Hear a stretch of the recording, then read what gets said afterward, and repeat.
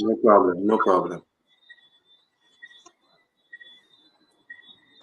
We're live now. Okay. Well, let me introduce myself. My name is Wsir Heru Maat, coming out of St Lucia in the Caribbean, and I'm the founder of the White Lotus Temple. It's a research group looking deep into our African history, from our beginnings, our cosmologies, going into our present state of disconnection and confusion. So we try to uplift the youth with information and inspiration. Right.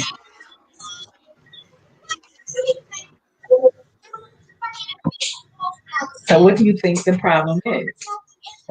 Well, we know what the problem is, but can that ever be reversed? Because the way I see some of the certain ones going, there's no turning back for them. Well, of course, there will be some that are not. I wouldn't say they're not destined, but there are some that will not wake up, and there are those that are already awakening. Quiet, bro. But the struggle is an intergenerational struggle. It's not one I don't think that we may live to see things really turn around, but we are doing the Of course small not. steps. We are doing the small steps to for one day the future generations to unite and save Mother Africa, and of course the entire world at that.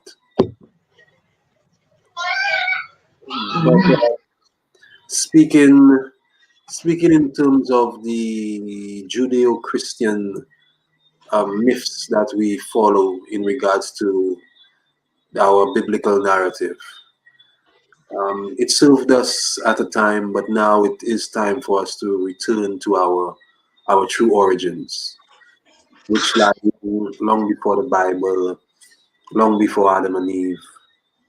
Um, so it's time of revelation. It's time of, they call it Aquarius. We call it happy.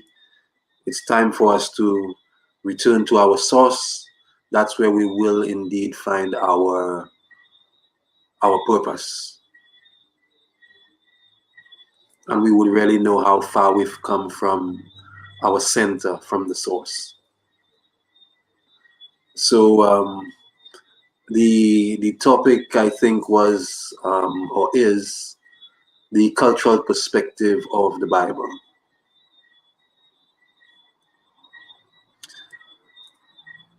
The cosmology, Exactly. the cosmologies, because the cosmology we follow, um, the Judeo-Christian cosmology of God, dwelling on the moving on the face of the waters. It's different than our African cosmology, whereas Atum or Ptah emerged out of the waters of noon.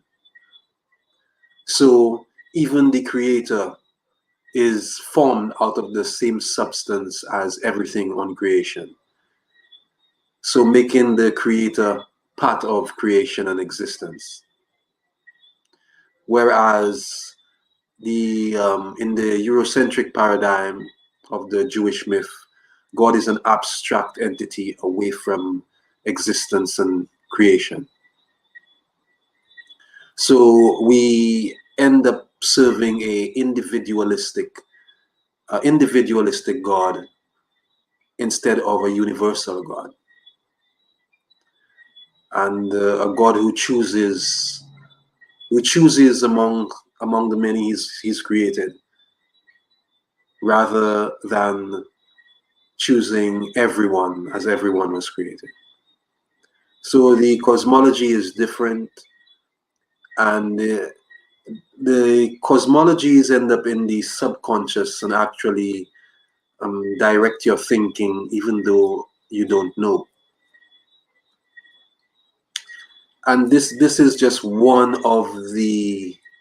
just one of the things that are different in the cultural perspective of the Bible when compared to our Afrocentric communal way of living and the way of seeing the divine. So we can see all this in the God of the Bible sacrificing or asking of persons to sacrifice their children. He himself sacrificing his son. So we can see that disconnection and that God being an individualistic God. Don't stop. Yeah. Anything you'd like to say? Oh, I'm sorry. I was talking to my granddaughter. I wasn't saying anything. Okay. Like, I was listening. I didn't say anything. Sorry about that. That's all right. Yes. Also, regarding that aspect of the biblical narrative, we have a God that is the supreme being, but is still fettered with the human frailties like wrath and anger and jealousy. So we have a God, the God of the Bible, that makes rules but needs not abide by these rules. And speaking of rules, when we speak of Ma'at, Ma'at was the foundation on which the universe was created in our African cosmology. In the Bible, the laws came way after creation. It was given to Moses in Mount Sinai, though that Moses himself was already a murderer, and his brother already, Aaron, already a thief, showing that they had already broken laws. So they were already laws prior to him receiving the tablets on Mount Sinai. So literally taking the Bible literally and applying it to history would be a great disservice, as the Bible was really written following Platonism. And Plato himself did say that knowledge is something that is sacred, and it should be veiled in allegory and myth to be hidden from the layman. And so too the Bible says that, yes, the Bible says that you should not give what is holy unto dogs, and do not cast your pearls to swine. So the information had to be veiled in layers of allegory, just as nature is veiled, and we must study nature and remove the veils. It's the same way with the scriptures. That's why it does say in there, be not a minister of the letter, but a minister of the spirit. For the letter killeth, and the spirit giveth life. So we can see here that if you follow the Bible as a literal book, or try to place it in history, you would be making a big mistake, because history is far removed from the scripture. Though in the scripture they use some, like the Shakespeare plays, they use some historical figures, but the narrative is pure astrology, biochemistry, and numerology.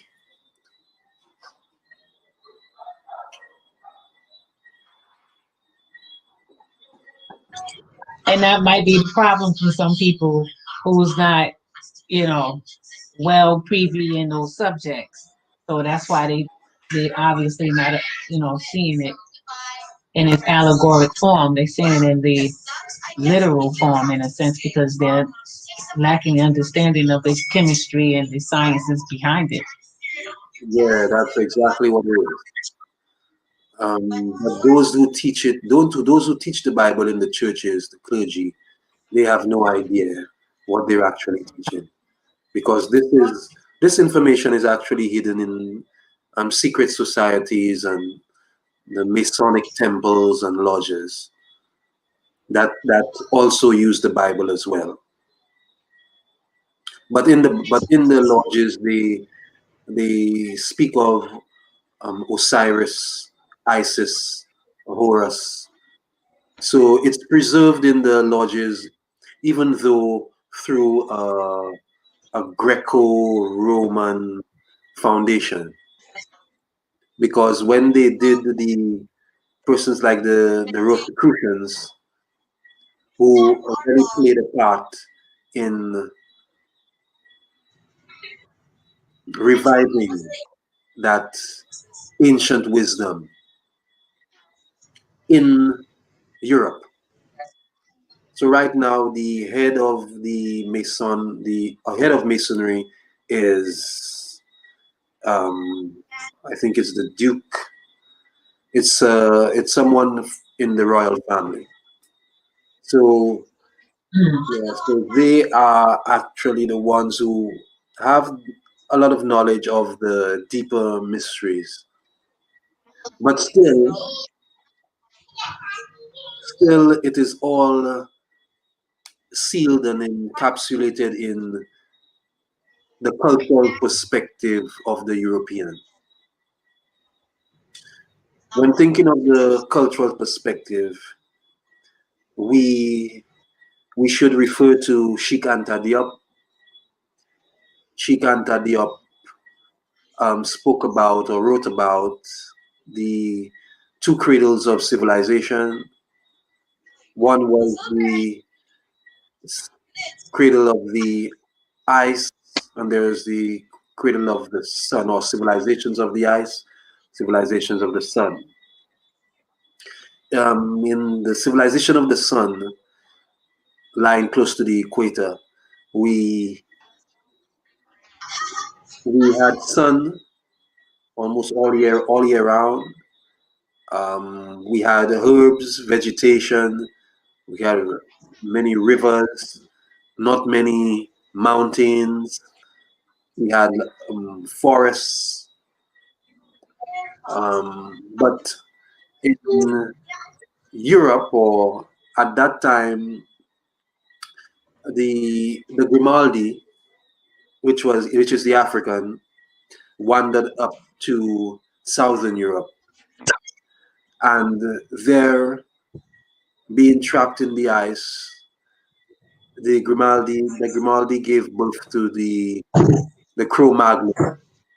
The Cro-Magnon is like the first European, well, the ancestor of the European, and being bred in the ice, the Cro-Magnon. Well, at first, the Cro-Magnon wasn't to say white or white person, but later on, as they got trapped in the under the ice in the last glaciation period, they began to lose their skin tone, of course, because of a lack of vitamin D coming from the sun. The sun, it wasn't too easily accessible, the rays of the sun, so they had to do away with a lot of their melanin. The hair, of course, changed its molecular structure. It grew long to cover the neck, which has all the different arteries and veins going through there to protect the neck. So they morphed into a real survivor species, because the cold kills, and they survive the cold. but it changed their experience.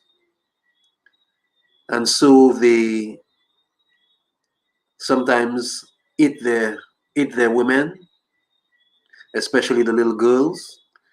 A little girl was in hard times. Say a little girl was food for the European at that time, and they living in houses of bones had to eat their own women to survive, and the woman was not held in high esteem and high regard because they were less useful in that area. There wasn't any real farming to do because of the cold. They could not assist in the hunt for these huge animals at that time. So this is where the woman was debased. And so in the stories of the Greeks, the first woman, who we call Pandora, it is said that in the gods put in her cunning, and they put into her heart the ways of a bitch. And these stories entered into the Bible. Sounds familiar. Yeah, these stories entered into the Bible with the whole concept of Adam and Eve. And the woman cannot speak and cannot teach, and she's the weaker vessel. So this all comes from a European paradigm of the ice. Whereas in Africa, of course, we had queens ruling already. So the patriarchy we see in the scriptures in the Bible stems from the mind and the orientation of the ice. Even Plato himself said the most sacred of love is love between uh, a grown man and a young boy.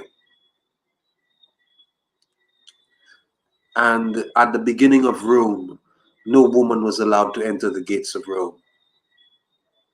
Of course, we know that homosexuality was something very common in Greece.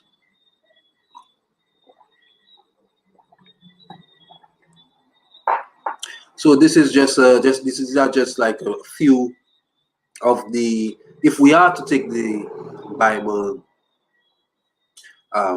literally, then we will be faced with all these different inconsistencies if we are to apply it to our African heritage. So, um, in regards to Rastafari, our mighty people in the diaspora and in the continent, if we are to flourish and to become who we are meant to be, we will have to return to our sages of old, our own indigenous wealth of literature and knowledge of the ancestors. If we keep on reading the Bible, I mean we've been reading it for almost 100 years already. So I think it's about time that we start to delve into different, no other literature that would explain our beings better. I wrote the Wohem Misu,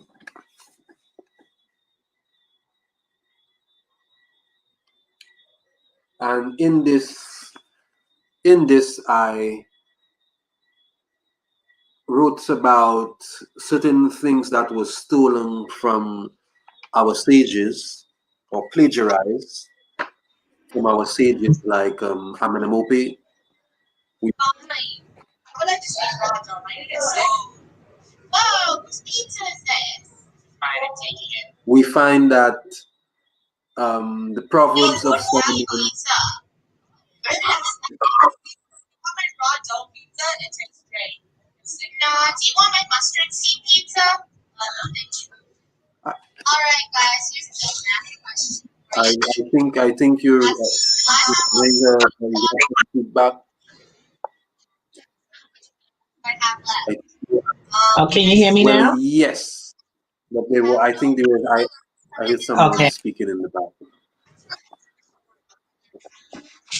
Oh, okay. That's the far background. Let me mute it. Okay, so we have the wisdom of Amenemope and the Proverbs of Solomon. We can see that some of the Proverbs of Solomon were taken directly out of the wisdom of Amenemope. I'll give just one example. Um, Incline thine ears to hear my sayings, and apply thine heart to their comprehension. For it is a profitable thing to put them in thy heart. That's Amenemope. In Solomon we have, bow down thine ear and hear the words of the wise, and apply thine heart unto my knowledge. For it is a pleasant thing if you keep them within thee. And also we have the hymn to attend, of course, plagiarized and put into Psalm 104. So a lot of plagiarization of our African ancestors went into the Bible as well. And of course, we don't know about it. No one never taught us about it. And so we are actually carbon copies of the Europeans because we were colonialized and we speak the language. Most times we wear their clothes, we eat their food, and we happen to think like them now. And slowly we are starting to even feel like them. For the whole notion of the European axiom of I think, therefore I am. Whereas human beings act more on what they feel than what they know. And a computer thinks. So the perfect man in the psyche of the European is one who knows everything but feels nothing. And these are some of the cultural or perspectives or memories that persist in the biblical narrative. That there's a God who can help but chooses not to.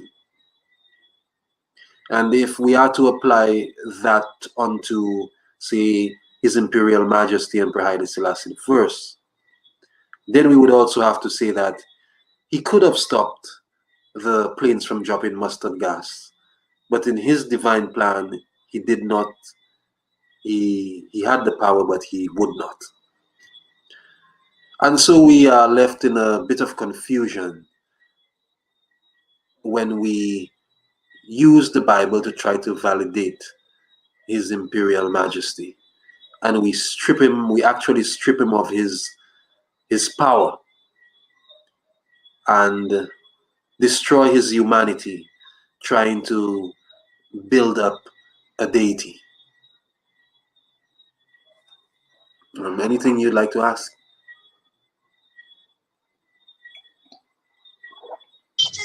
No, I actually agree with you. They take it to a level where how Christians in the church is waiting for Jesus to come back and save them for their sins. That's it. It's the same thing once is waiting for Haile Selassie or the Honorable Prince Emmanuel to return. Yes. So it all boils down to save them for their sins. They're not actually saying it, but in all reality, that's the whole concept that's going on here. That's right. Yes. At least that's how I see it. Mhm. And that's how it is, truly. And the Abrahamic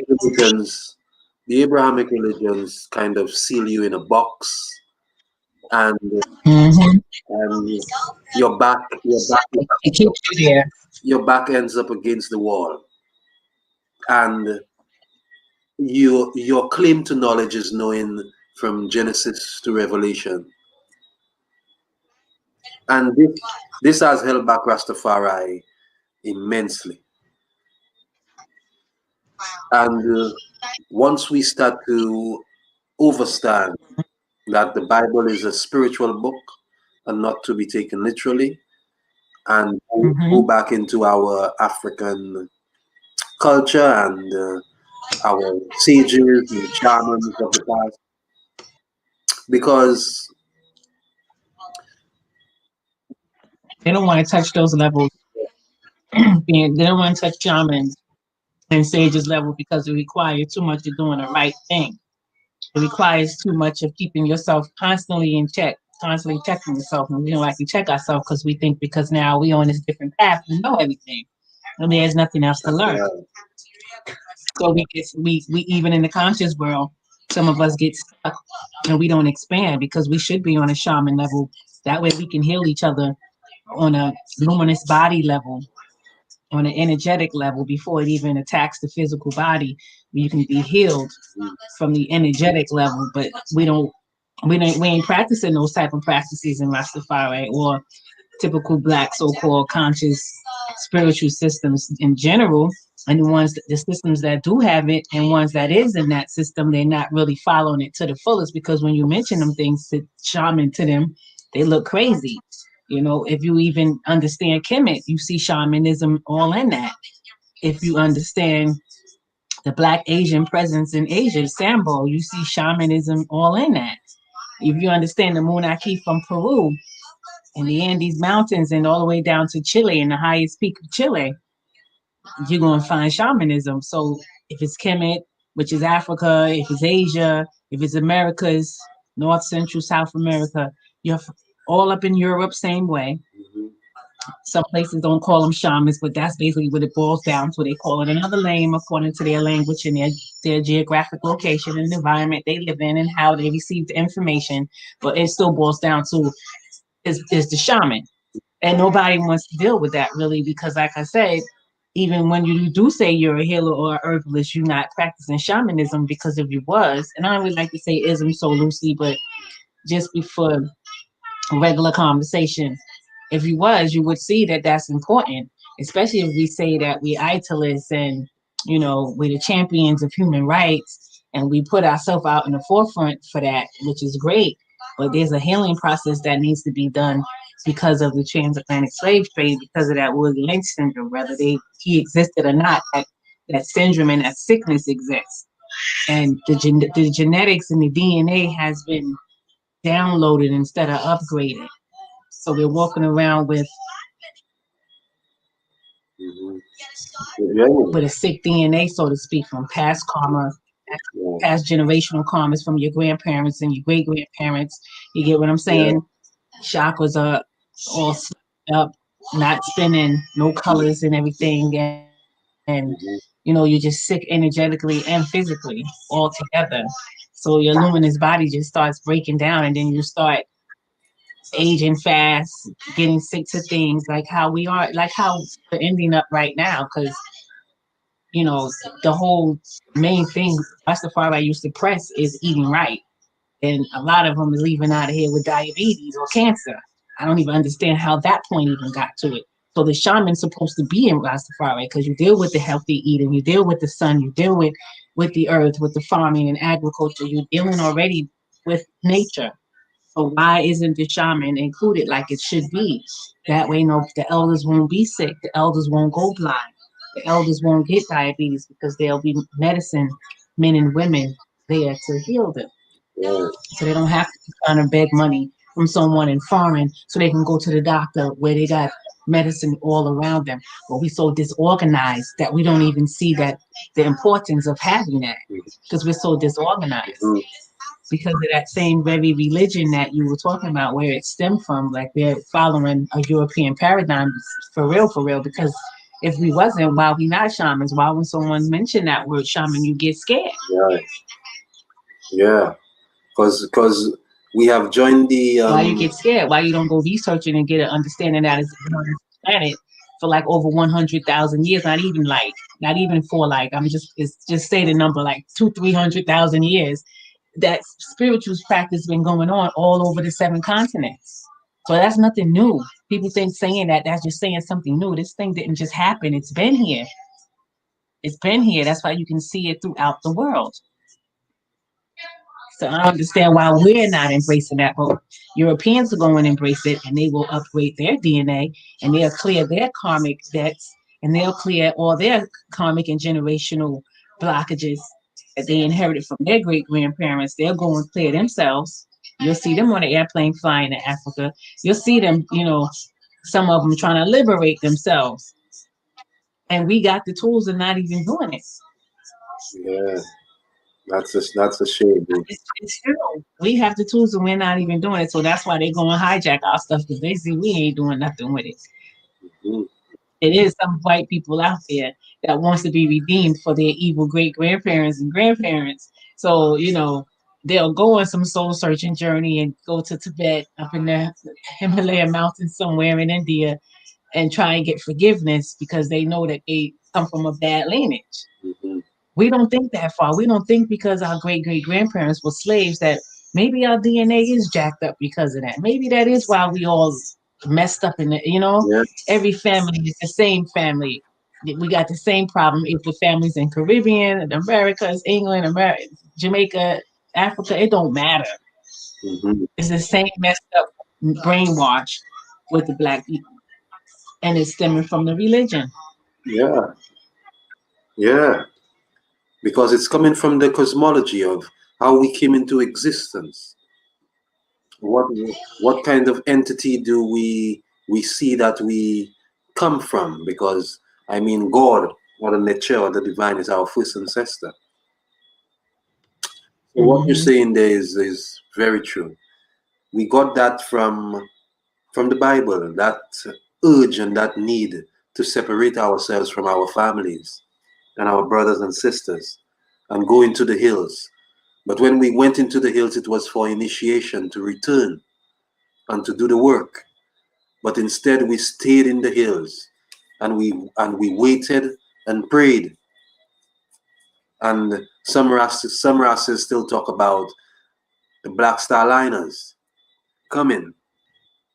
You know? Hmm. So this whole as what we call it a savior complex, because we are the ones to be doing the work amongst the people, healing the people, and you can heal with words, you can heal with plants, you can heal with crystals, you can heal with dance, you can heal with art, you can heal with so many things. And each And people think that's witchcraft. yes, well, Actually, you talk about healing stones. Hmm. well, I always say the biggest witchcraft. Well, I don't even call it witchcraft. The biggest what we call wickedness is making trying to make some people believe that when they go to church on a Sunday, that they will be eating the flesh and drinking the blood of a man that died over 2,000 years ago, and and it Yeah, they take communion like it's yeah, nothing. and it's because in the mass, the time comes when the priest makes everyone kneel, and then he begins to speak in Latin, and then they ring that little bell, and what is actually happening in there is a miracle is taking place, and that miracle is called transubstantiation. And transubstantiation is the priest who turns that little wafer and that glass of wine into the flesh and the blood of Jesus Christ. But They are the ones that speak down on voodoo and the orishas, you know. So it's all coming from the European's perspective, because they are the ones outside trying to look in, but we are the ones inside trying to apply our spiritual focal point, our spiritual pivot, trying to apply it to the material world. Because the material world is an illusion. The material world is tangible but destined to decay. It's destined to change and it's destined to be temporal. Whereas what we should be really dealing with is the kernel, the source, the principles which are beyond the reach of death and decay. These outlast stars and suns and planets. These are the principles of the universe, what we call the Necheru or the Orishas. And if we know how to use Ma'at, which is measure, if we have the right measure and we understand these principles, then we can build our great civilizations, we can know ourselves, and we can spread the healing that we want to see. But as we are now in an expectation and neglecting the gifts that we were blessed with, then we become consumers and we forget that this entity, this supreme entity, dwells within all of us, you know, and we have to learn how to nurture the subconscious so we can overcome our vices, because the world has fallen to a state where vices have turned into money-making business. You know, the virtues are washed away, but the vices which are part of course, the vices are just an imbalance of the principles. And the flesh, which relates to Set, the physical, it is more powerful in this system we live in today. The influence, the negative influence, it is more powerful in this European paradigm, because we are trained to see ourselves as flesh and bone and not as spirit. And in watching ourselves as flesh and bone, the flesh, like they say, the flesh is weak. And if we are to think that the flesh is all there is and not see the immortal side of us, which is the unseen side of us, then we will fall victim to all the different traps that they have within the system to have us in that, on that physical plane alone. And Set, of course, is powerful. Heru has to be nurtured. What is good, what is beautiful, is also very fragile. And it takes effort to nurture and to keep away decay and maintain, whether it is an organization, whether it is a state of mind, whether it is your being, whether it is a community. This takes love. And love, as we understood it, it didn't have to do with Cupid firing an arrow, but it had to do with a plow or a hoe, meaning cultivation. So a lot of our um,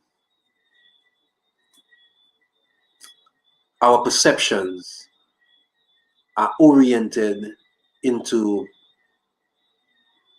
oriented into the our cosmologies we follow. So this is why I think that yes, we have a lot of work to do and a lot of things to do, but I think all we really need is information and inspiration, most of all. Because I mean, we have the force, we have manpower, we have the will, but our heads are messed up, and we definitely need a healing, as you said. And who shall heal us but ourselves? So we need to be creating our healers, our leaders, our readers, because we don't read. So I don't see that, or I don't expect that things will turn around maybe in my lifetime, but we can put things in place.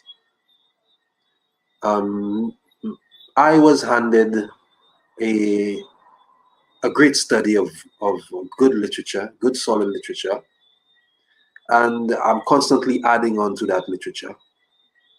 And I also do the carvings.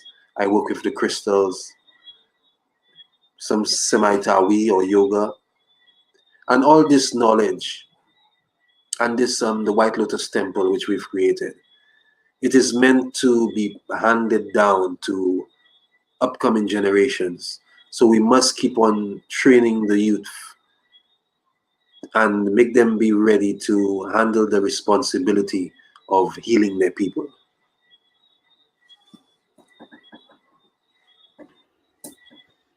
Definitely needed. Mhm. Some real healing is definitely needed. Mm, definitely. Going still into the Eurocentric paradigm of scripture,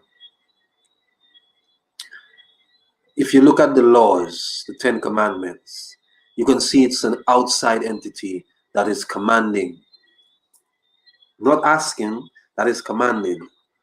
Whereas we have the negative confessions or admonitions to the Nechert, Ma'at, and it all comes from within. That is to say, we are divine beings. And we right now, more than ever, need to conquer our lower selves and become the God within. And this, for this to manifest, if we know our history and we know our spiritual writings, our African philosophy, we know the power of Het Heru, which is the power of the imagination, where our mind can conceive images.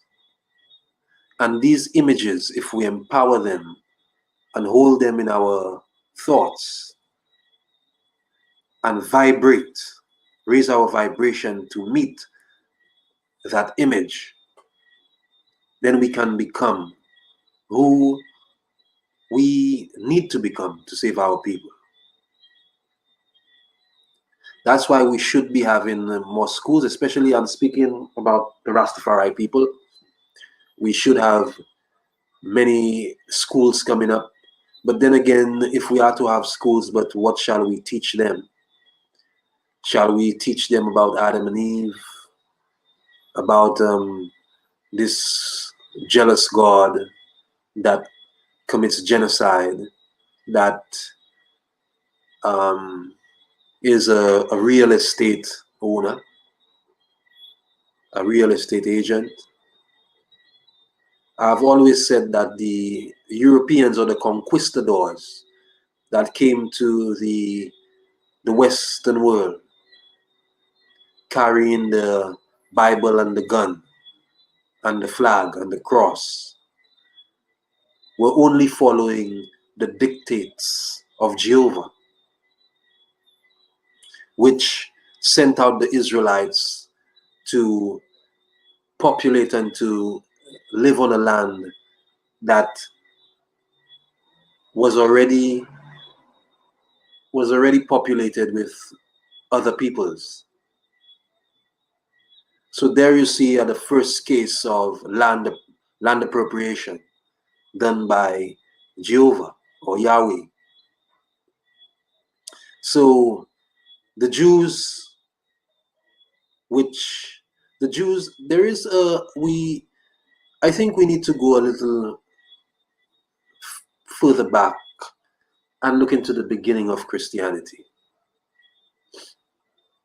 The one who made Christianity popular was Constantine.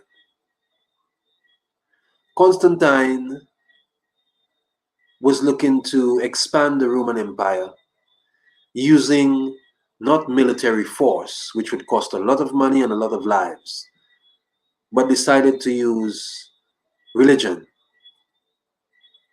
and to tie religion to commerce and to trade.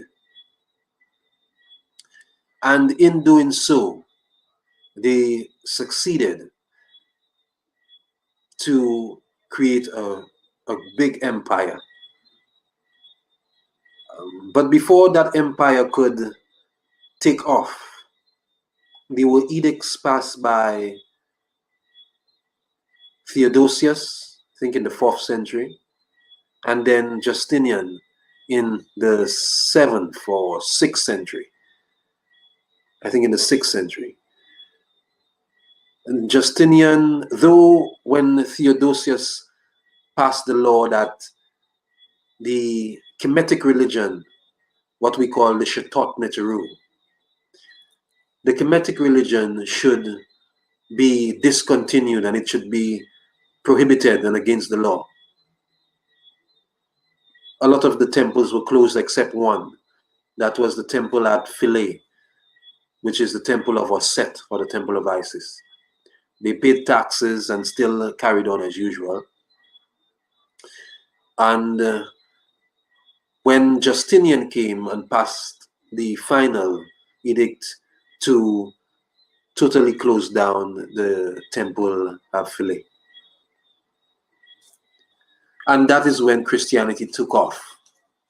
Constantine himself wasn't a Christian until he lay on his dying bed, which was around 12 or 13 years after the meeting at Nice, the Council of Nicaea. So we can see even the one who spread Christianity wasn't a Christian. And even the paragraph they got in Josephus' works about him, his paragraph about Christ. He himself died a Jew. So we can see a lot of trickery going on with these the works of these early writers in Christianity. The first Christians were they were the worshippers of Serapis, the invention of Ptolemy I, who we call Soter, the general of Alexander the Greek. And his son, Philadelphus, Ptolemy II, ordered the Jews to write their folklore, creating the Septuagint, the first Bible. Many say that these Jews were African peoples. But I would say that these Jews came from the Levant and they were closer to Arabs than Africans. because we see in their writings a disconnect with African culture. Of course, we have the Beta Israel, the Falashas, who learnt from these same Jews who came in.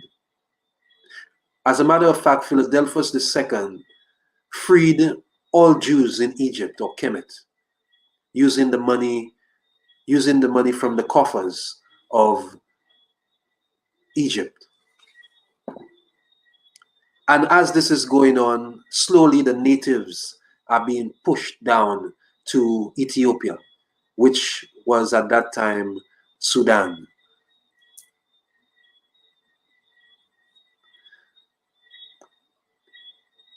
When we learn our African history and we learn our timelines, and we can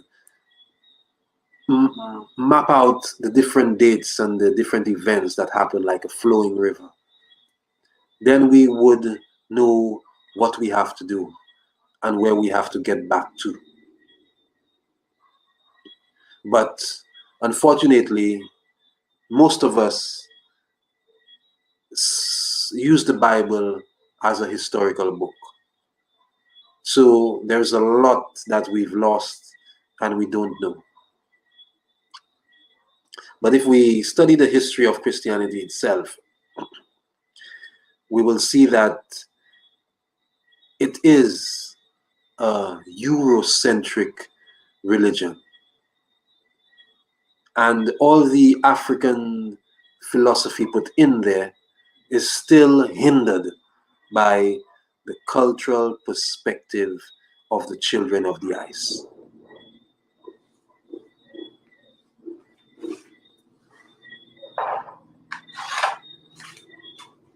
Yeah, it's interesting how you call them the children of the ice. Yes, that's what they are, children of the ice. Mm-hmm. And that ice culture, they spread it around the world. Mm-hmm. So that's why these days we lack empathy. And slowly we are turning to robots. Slowly. Especially because of the social media. Now we have social distancing. So slowly we are becoming more individualized in our own little bubbles, in our own little cubicles in the world. And this division and this disconnect stems from the left brain thinking. Because the left brain sees differences. The left brain does not see the big picture. And this world that they've designed, it doesn't rule like how we ruled our African civilizations, where we push the positive. The positive was the norm. You had to live right with nature, live right with the family and the community. If you fell away from that sacred order, that divine system, then they would have healers to put you back on track, shamans to put you back on track. But right now, it's like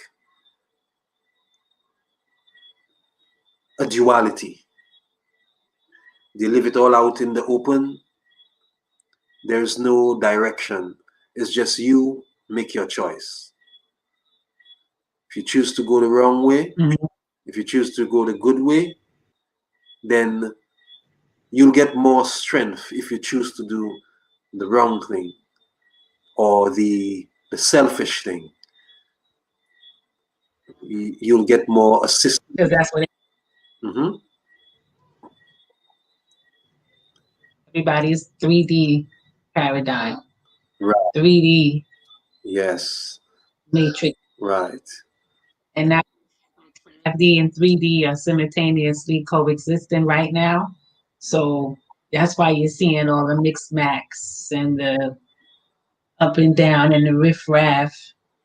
And the boys want to be girls and the girls want to be boys. Everything is just, it seems balanced, but it's not. Because that 3D world is going to collapse. That's right. Or later it's going to start collapsing. Yes. So That's right. It must People need collapse to because understand what side are you really on. Are you 5D or you 3D? Because they're not going to stay together forever. That's not even normal to be like that. But that's just what's happening to show you that the shift is happening. And some people's going to sadly, but it's the truth. They will collapse with the 3D world because they're 3D thinking, and you can't be in a 5D world with a 3D thinking. It won't work. that's right. So, Yeah, and that's even galactic prophecies from 2012 saying that between 2020 and 2024, we're gonna see shifts, up and down shifts going, but you're gonna slowly see that 3D world collapse. yes, because we are Gonna be more mhm, vibrancy. true. Yeah, because we are evolving.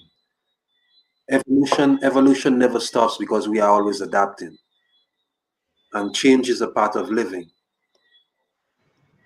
The Hmm. system of Ra'atum, the system of what we call Kepra, Ra, Atum, and Nun, or the Duat, is the same system that everything in creation follows.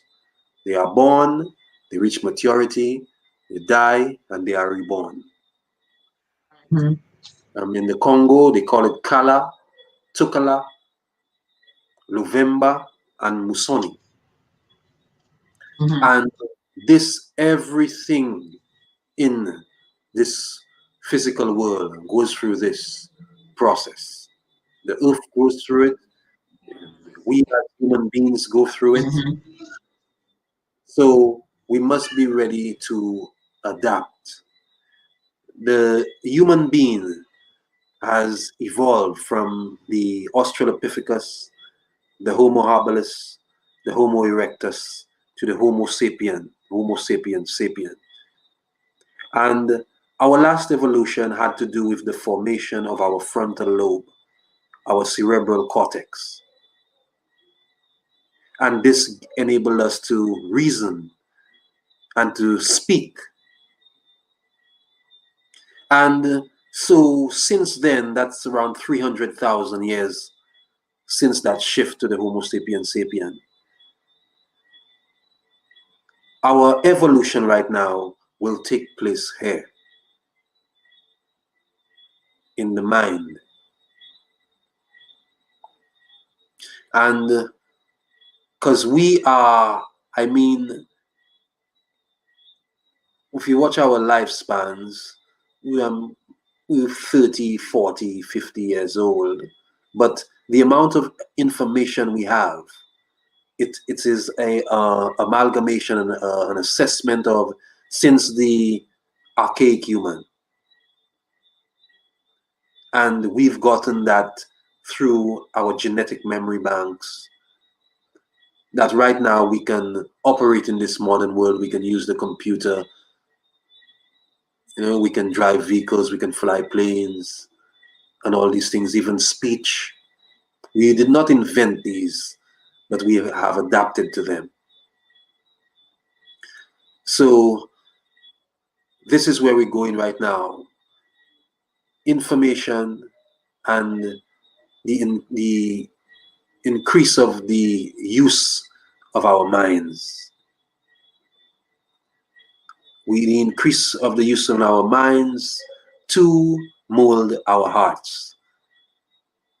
Because our beings, our essence lies in our character, which is our heart. And this is what was weighed on the scale of Ma'at. So, yes, we definitely need a healing, and that healing can only come from our African philosophy. What they called Kemetic religion, it was really African philosophy. Because we really had no religion, we just had a way of life, an African philosophy. Um, there are many books, I think, that we can get, and we can start rediscovering who we are. and heal ourselves in doing that, and also have the power to heal others and to reconnect, to remember, like Osset remembered Osar. We have to remember, and this is what was really taken from us, our memories. And if we can only remember who we were and what we did, then that would inspire us, and we would know that there is something within that we have to offer. We all have a talent and we have a contribution, but we need to know our talents, what we all were blessed with. And I think one of the best ways to do that is to do a natal chart. Because though the Bible says we should not deal with the stars, we should not deal with astrologers, but we need the stars to navigate on the seas. We need the stars to plant. So the stars are there. The stars are there like guides. Just like the three wise men, wasn't they guided by the North Star to find Christ, Jesus Christ, when he was born? That's right. So if the Bible say on one side, don't praise the stars, don't do astronomy, astrology, that's witchcraft. But the same thing you're telling me not to look up to, the three wise men looked up to find where Jesus was. You know what I'm saying? That's mind-boggling. Yeah. It's mind-boggling for me. Yeah. Because Nowadays, I see what's mind-boggling to me is nothing to someone else. Like that won't even matter.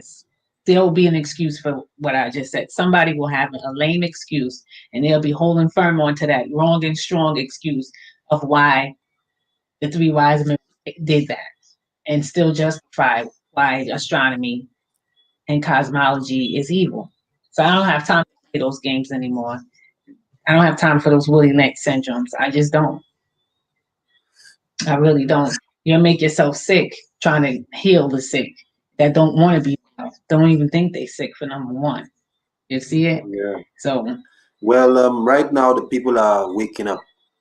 the Bible thing is being misunderstood, and that's the sad part about it. They're not reading it. They're letting the pastor read verses every Sunday or whenever they go to church. Yeah.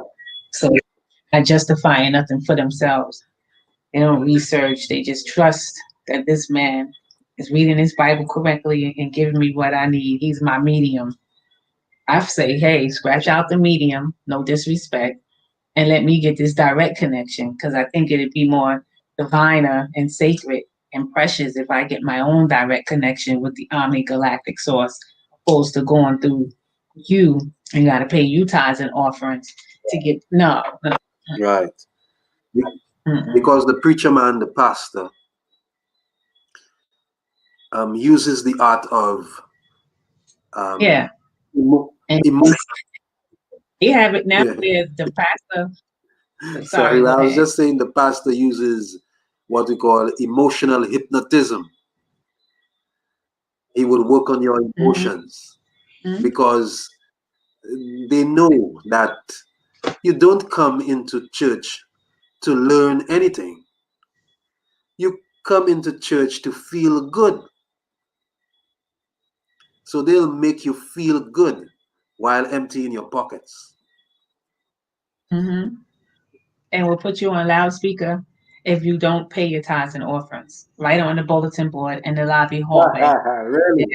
They have, yeah. So when it gets to that point, that's how you know that there can't be a higher source flowing in that temple.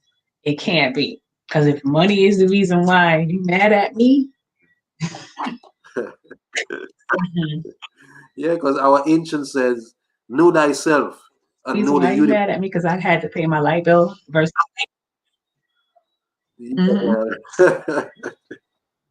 that's but with the church anymore because pastors be trying to swindle people with that game, and you can't swindle somebody, especially if they from the hood, they from the streets, or they just got that conscious knowledge naturally, and you coming at them with that. You'll lose members that way, but you got people that's so sick.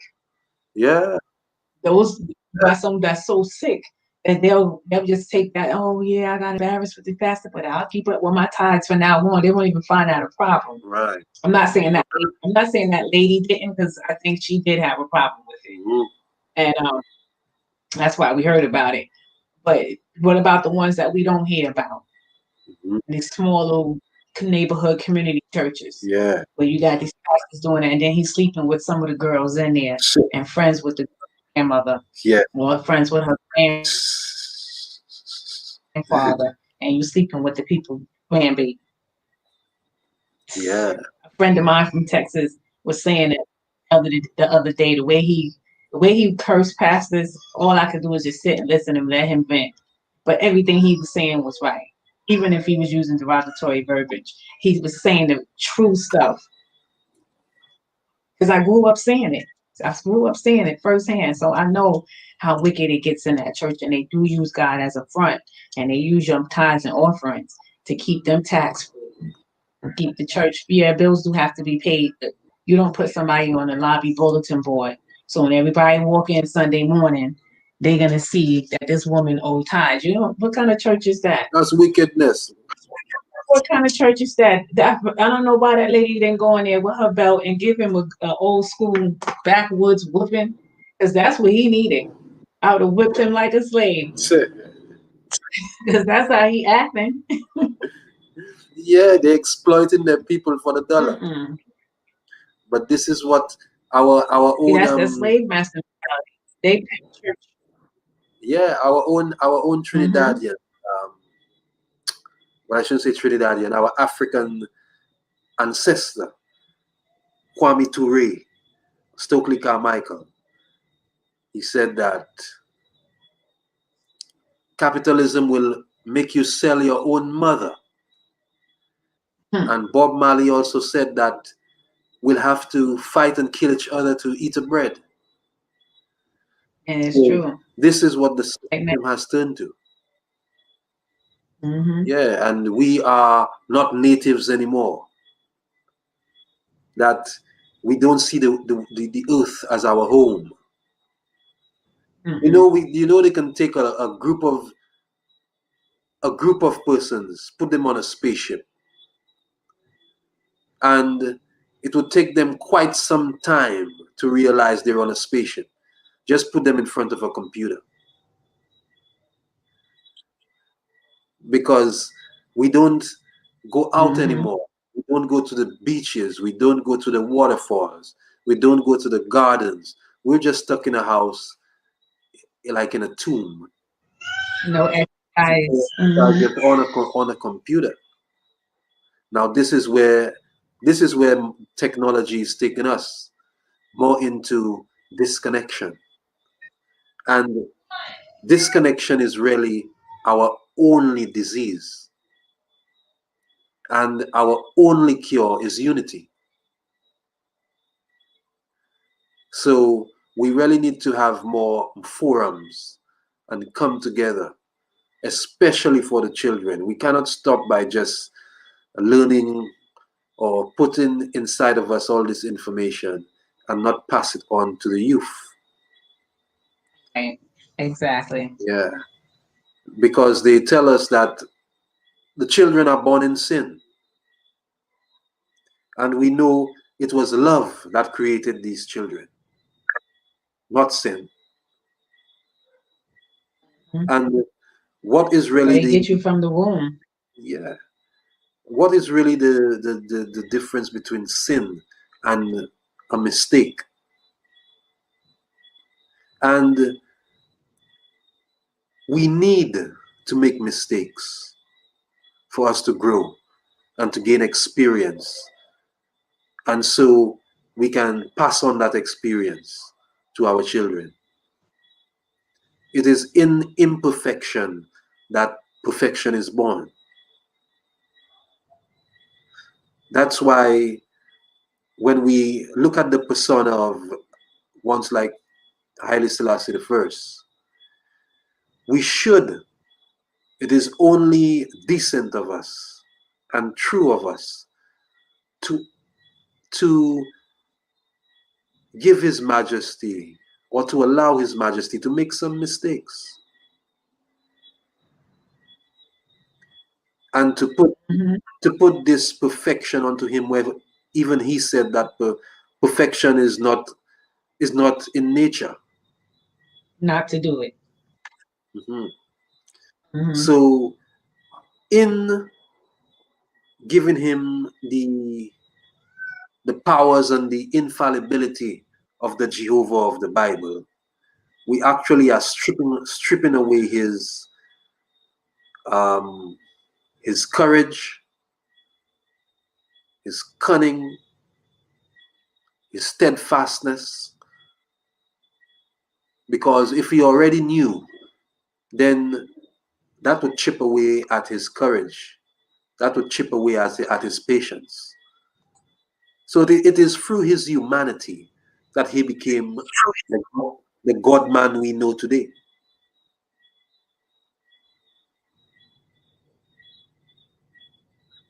And this comes after deep contemplation of our fundamentals of what we've learned from our Judeo-Christian cosmology. So it would shift you into a more third dimension liberty than dwelling really in the heavens, which is your head, and not in the belly, which is the belly of the beast, where only the passions lie.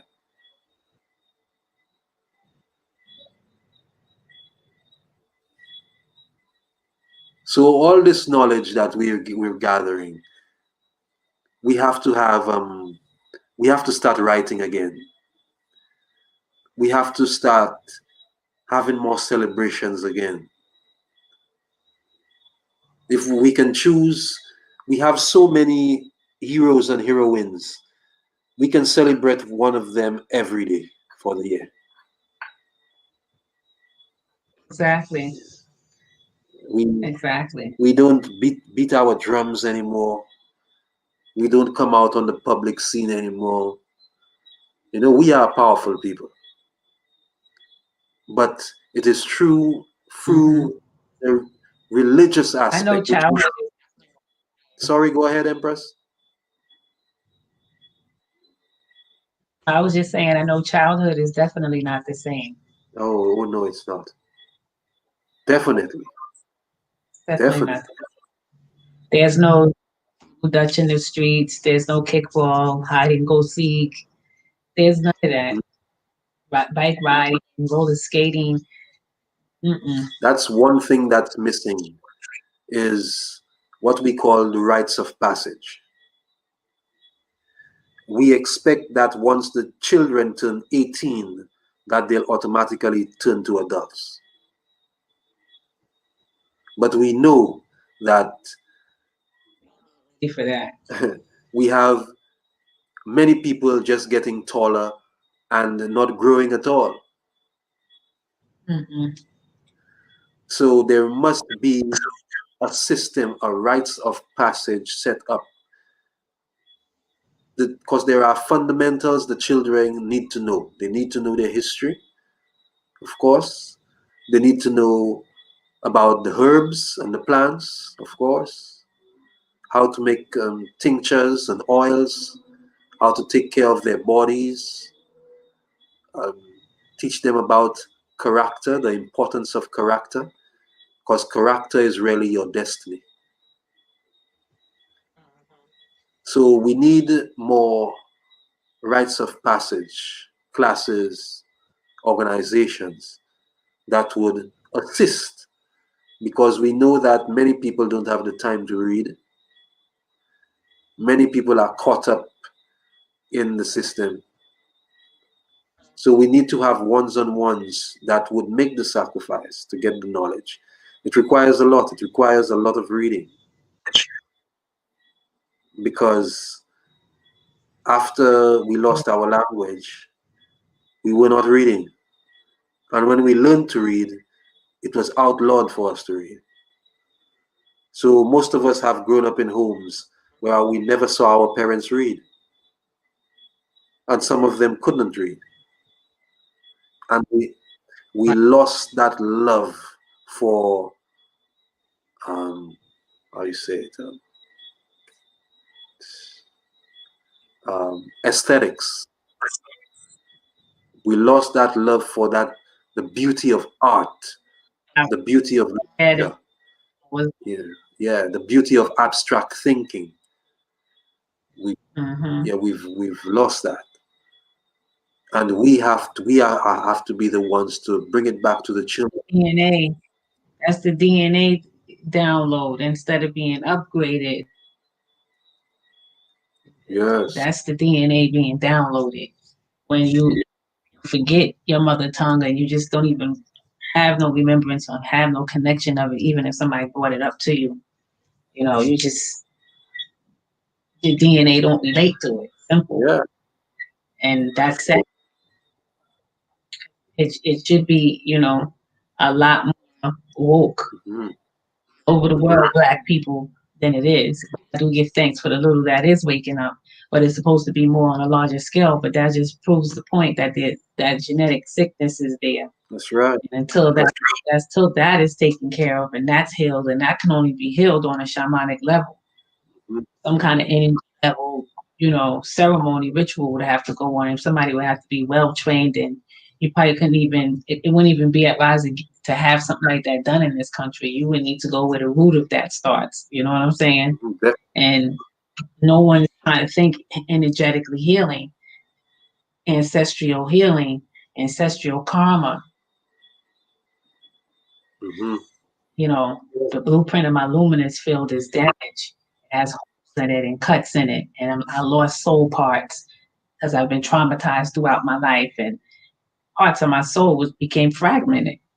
People don't believe that. So we're walking around with fragmented souls, meaning we don't have 100% of our soul together, 100% of our luminous body. There's a 50% sometimes where people is gone. You know what I'm saying? You just have such a horrible lifestyle to where you're walking around with a broken soul. The saying goes, oh, he looks like the Walking Dead or something like that, or you're alive but you feel dead. That's because you got so much soul parts missing. And shamans are the healers and the sages, and Yes, of course, because we walk on dry bones. These are ones that are there to resurrect that, exactly, to wake up them dry bones again, because that transatlantic traumatic slave trade syndrome ain't nothing to play with. It's nothing to play with, and our DNA, especially the Black race, needs to be upgraded, because we don't have that part of our brain functioning that needs to be functioning to make us connect to our mother tongues and our heritage and culture a lot more.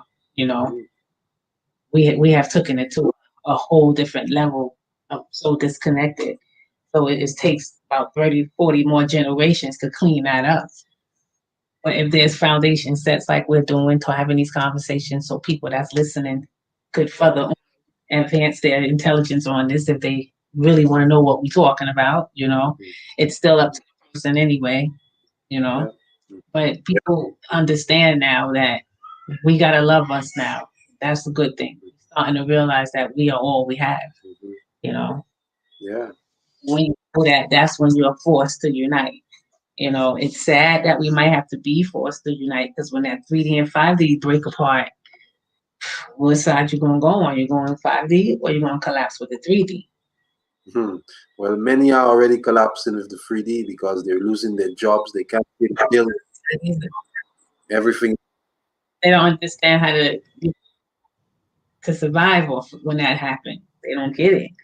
They go crazy because they're used to that condition. Yeah, they've already been domesticated and disconnected from nature. and from the with stuff. and from the source within them. Now that source is a creator. So if you lose connection with that source, then you wouldn't be able to create. You wouldn't be able to use the power of the imagination and to make the immaterial become material. And that's another thing. The imagination is gone. Yeah. You don't even, you don't even believe in yourself. So you know you don't have imagination because you don't even believe in yourself. Yeah, that's it. Because we as you said, we are fragmenting people, thinking ourselves to be whole. Like Right. like I'm on the island of St Lucia. I would say I'm a St Lucian. That's a fragment. That's not a national. It's a nationality only to say I'm born here.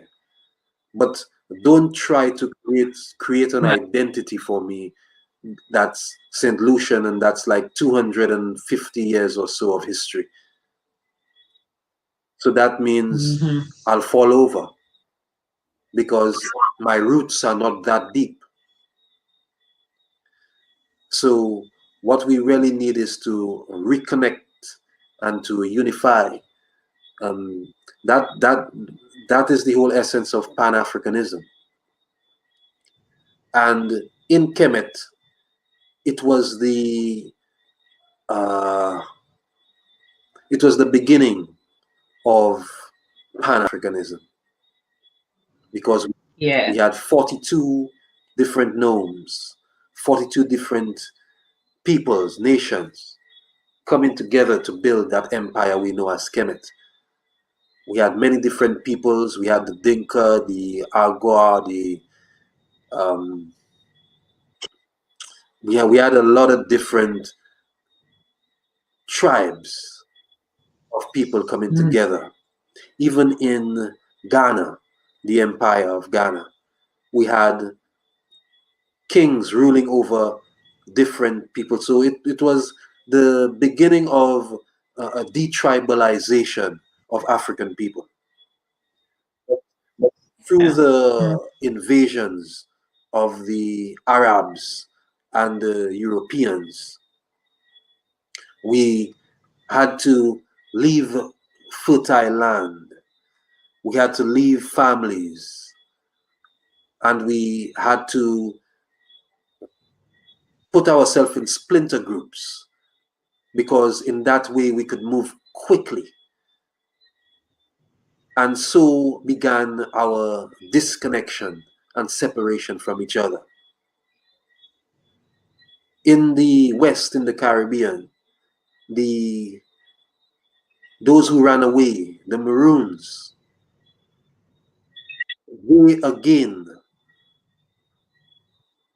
started a new kind of Pan-Africanism because those who run away were from different tribes, some speak in different languages.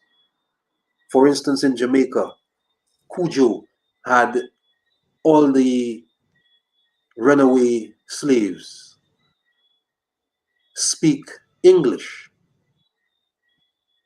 using that language to unify many different tribes of people.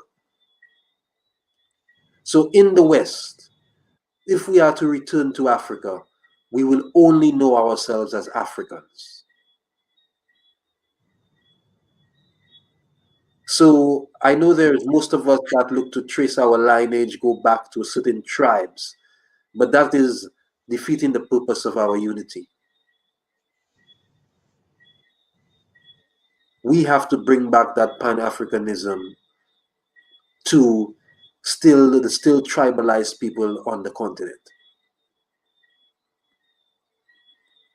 So we are in the position to, especially as the Rastafari people, because like I said, fragmentation and disconnection, that is really truly our only disease, our only sickness. Because all the problems we encounter, problems with raising our children, problems with what to eat, how to eat, problems with our finances and surviving, it really has to do only with our individualism and our disconnection from each other.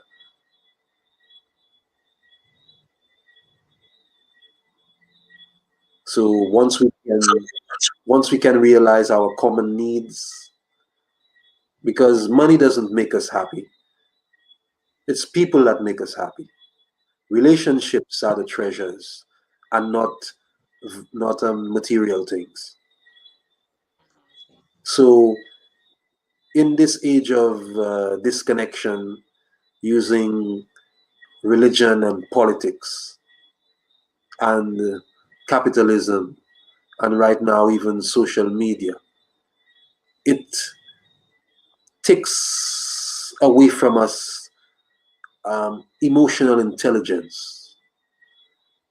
Because when you speak to someone face to face, it's different than speaking over a computer. Body language says a lot. You know, the different senses which are not catered for, like smell, says a lot. Um, Emotional fortitude. You know, debate. In face to face, you cannot delete someone. You know, you will have to prove your point. You cannot, you know, just switch someone off. You would have to control, Yeah, play yeah, control your emotions. You know, put your words in order. You know, so we were losing pieces of ourselves in this modern world because they are creating a new entity, and an entity that is a stranger to our ancestors. So we need to reconnect with nature and reconnect with each other. We truly are our brother's keepers. But when you speak like that, and when you live this way, it ends up being a hard road, a very narrow, hard road. That's why you need to find yourself the right people to inspire you and to keep that energy vibrating at a certain level. And those who hinder that, you should give them space. Because a healer is in constant search for inspiration.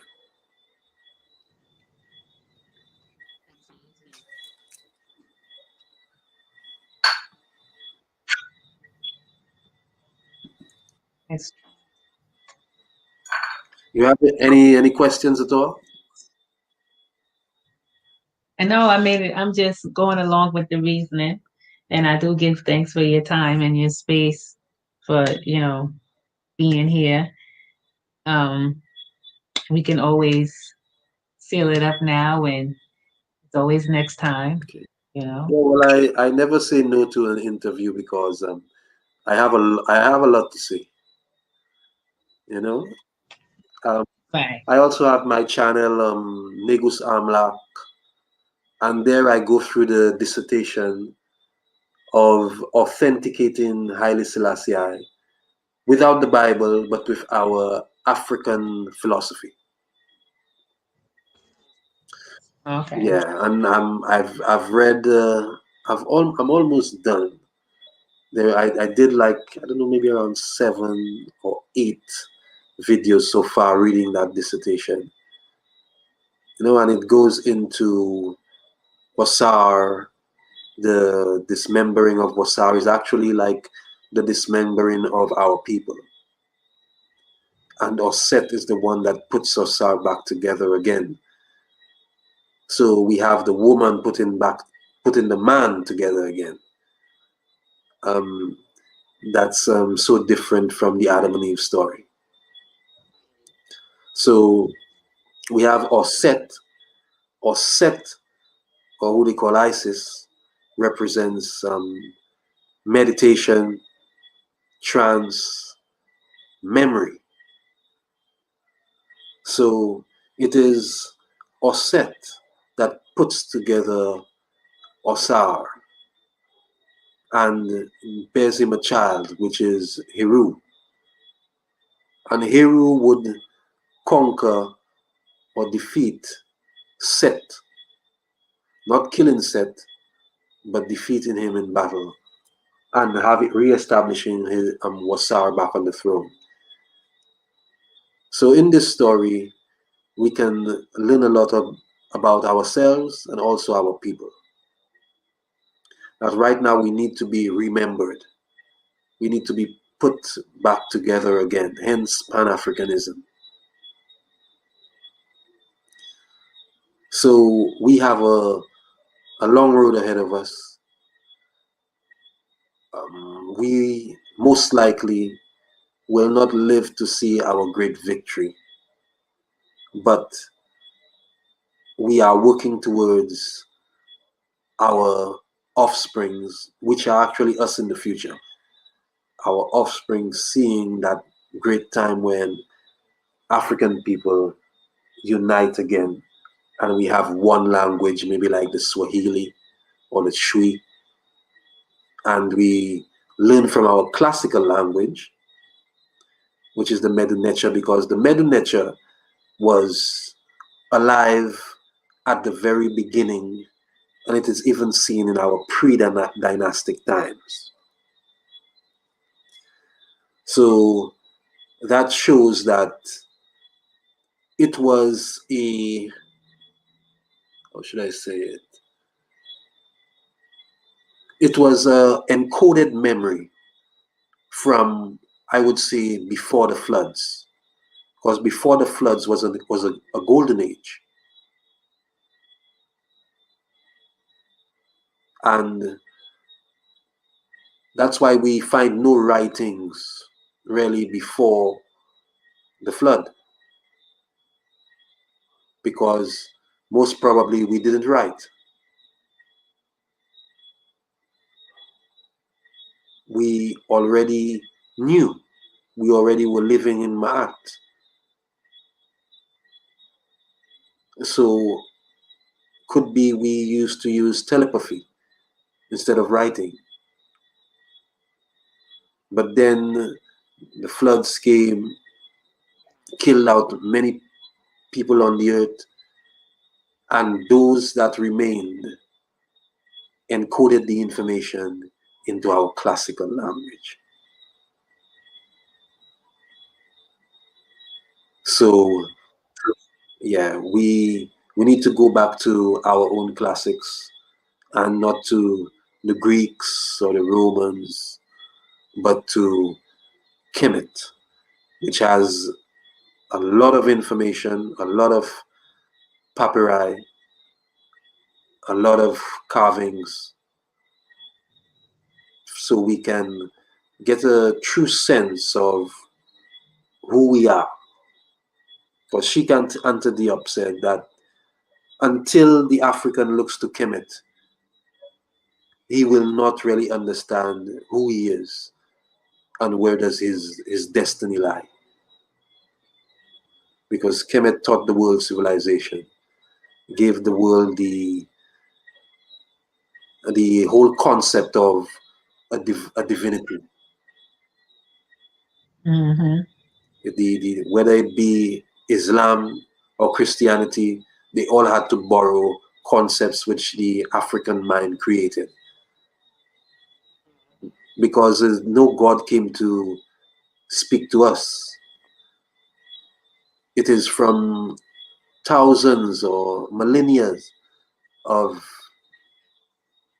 studying and observing the synchronicities of creation that allowed us to come up with this concept of a divine being, a divine entity which dwells in everything, which we call the completed one, Atum.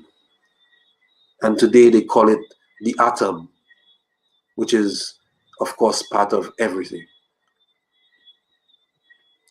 So in our culture and our history, there are many jewels that we need to rediscover and start polishing again. Because even in the 21st century, they shine as brilliant as the sun.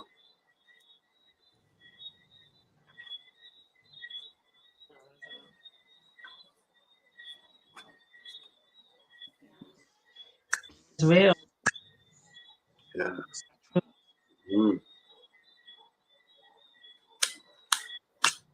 But soon I'll be looking to put um, my journal on soft copy so I can sell it to anyone who wants it. It's like only 6 US for one full copy. Okay. Yeah, and I did a chapter actually on Rastafari. There's a chapter on rites of passage, which we call Neta Keper, and there's also a chapter on Rastafari. I went into the foundation of Rastafari. I spoke about it being an order, it being an order and not a religion, and it has shifted since 1958 after they sent all the heads or the leaders of Rastafari into Bellevue Asylum, and then it was now shifted to a more churchical religious Yes. footing. And Very churchable. yeah, so you have ones like Edward Emmanuel Charles, who was a student of Joseph Nathaniel Hibbert. Mm-hmm. Hibbert himself was returned from Costa Rica, where he was the head of the UNIA, a UNIA chapter there. And when he came to Jamaica, he set up the Ethiopian Mystic Masons, which was like a Masonic order. But he got a lot of fight from ones like Bongo Watu, who had problems with him lighting candles and these kind of things, and said, they say that they have the chant that we don't need no candle light. Jah is our light. Rastafari is our light. We don't need no candle light. So, and whereas candles, you're dealing with light, and light represents wisdom and knowledge. You're chasing away the darkness, and it is one of our ancestors, because the elements are our creators. They are our ancestors. So they fought down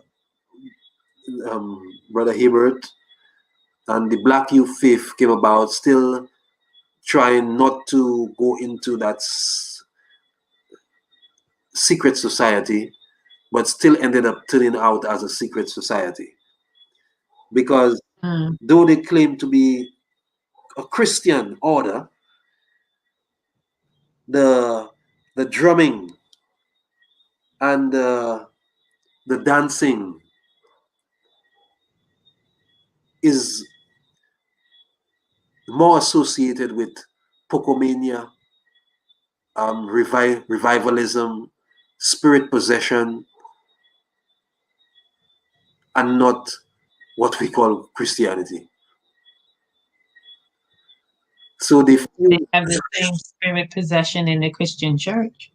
Yeah, well, that what they have right now is what we call acting. It's all acting for money. But it was the African and the indigenous and the natives of the world that went into trance, because a part of our culture which cannot easily be mimicked, and it is one of our fundamentals when it comes to spirituality, is dance. Because we are the ones that can ride the vibrations of sound. We are the closest. We are the ones that really hear and can communicate with sound by the movements of our body. So this is part of an African heritage, an African inheritance. When you go down to the Bingi and you see the dancing, the jumping, the eyes closed, and meditation and moving to the sound of the drums, and you have the fire burning, you have the earth in the inside of the tabernacle, and of course they should have water on the altar because you're incorporating all the elements. The tabernacle itself is a center pole representing the sun, and the 12 poles going around representing the constellations. In the Bible, of course, they have Jesus and the 12 disciples, but they are really the sun going through the different constellations. Right. Exactly. Yeah. So the allegory. Yeah, the allegory, because his disciples ask him, but why does he speak to the people only in parables? And he said to them, I speak to them in parables because it has not been revealed to them, it has been revealed to you. So there should be a return to a little more secrecy when it comes to the Rastafari order. That Europeans, the European sympathizers, as I don't see a European being a Rastafari, the European sympathizers should be excluded from the inner chambers of Rastafari.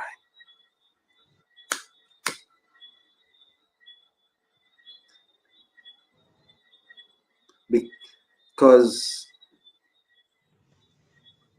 we do not think on an individual level. We know that one person is a member of a family. And in that family, there is bonding and there is love. So we are to be aware of the Europeans who come in with their agenda. And because we have put Rastafari on a religious footing and has claimed His Imperial Majesty to be all-knowing, then that leaves the door open for infiltration.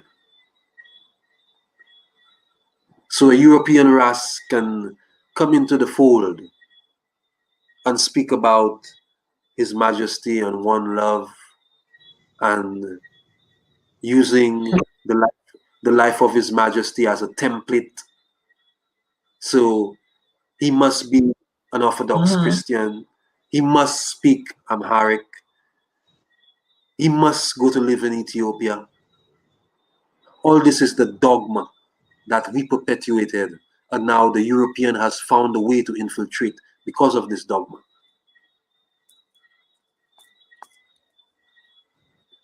Whereas His Imperial Majesty was a Christian because he grew up in a Christian nation. He didn't come out of the womb with a Bible. Exactly. Because most times your religion is put upon you. It has to do with your demography, where you grow up. You'll always get the religion that's prevalent there. So you get ones and ones coming in the Rastafari order, having no African philosophy. And Haile Selassie I sent Malaku Beyen to New York to set up the Ethiopian World Federation. I used to be a chaplain in the Ethiopian World Federation. And the bylaws, I think, we can use to set up many of our organizations. One of the bylaws says that no European is allowed, or no non-African is allowed to join the Ethiopian World Federation. Now, if this comes from an organization set up by His Imperial Majesty, why then that we as Rastafari set up our mansions and we have the doors wide open to, again, these people that just recently have become really human, because they have their history. And once we learn their history, we learn that before they stepped on the shores of Africa, they were already killing each other. The Romans were already enslaving the Angles and the Saxons. And then you have the Picts, because they are all Germans. They are just Germanic tribes fighting against each other. In the 2 world wars, over 100 million Europeans died. In the Black Plague, a third of the population died. So these people are not in tune with nature. Instead, they look to conquer nature because they grew up in an environment of scarcity. By nature. Yes. So if we are to, going back to the Bible, to use their perception that God, of course, will be a cruel God because their environment was cruel to them.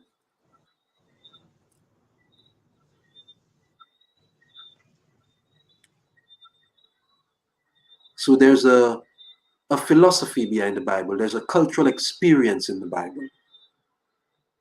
And this seeps into the subconscious. And we act it out because it's our cosmology of being.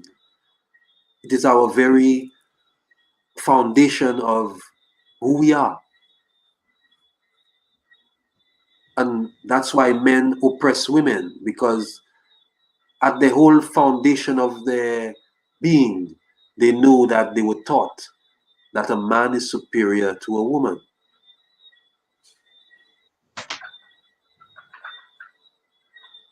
But the man is superior only when it comes to the physical. But in the spiritual realm, because that's why you have Father Geb and Mother Nut. Right. Because Geb represents the earth, and we are made up of the minerals of. You need the polarity. Yeah. And we are made up of the energies of the heavens. So the woman is more in tune with the energies of the heavens. And the man has the earthly power to do harder labor than the woman.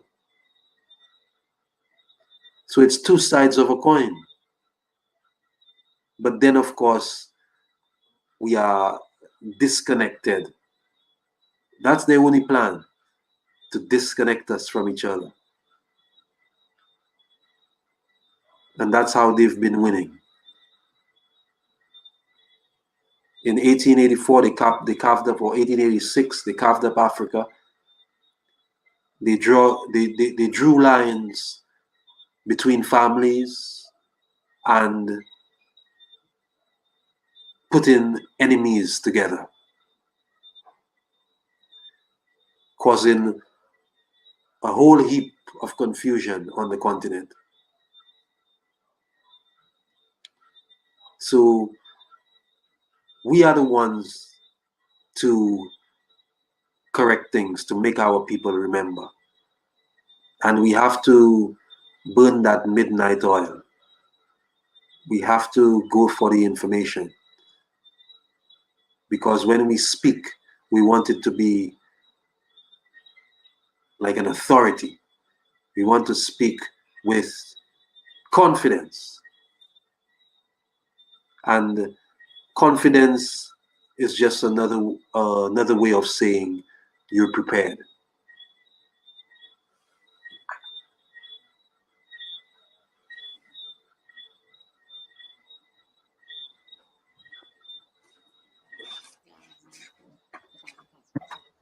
For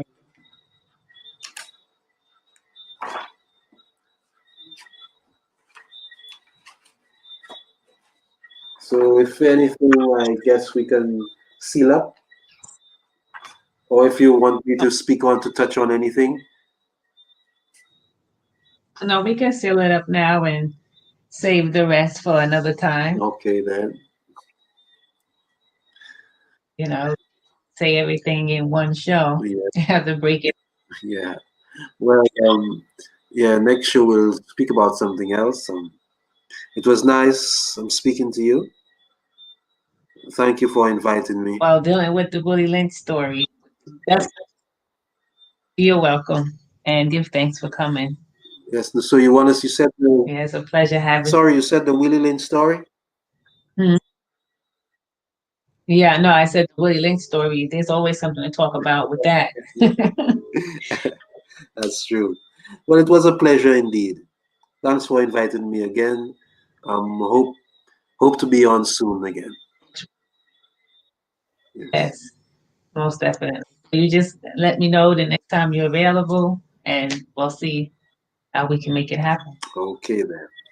Well, Grunefer Shemem Hotep Merit Ank Uja Sunem.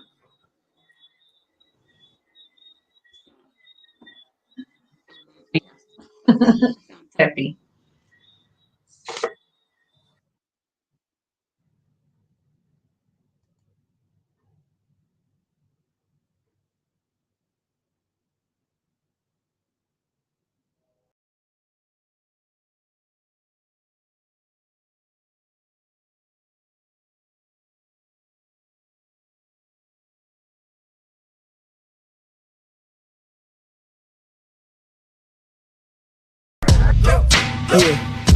Yeah. Now we gonna tell them. That in front. We tell them like this, yo. I'm an African. I'm a African. I'm a African. I'm a African. Yeah, y'all like that? No more.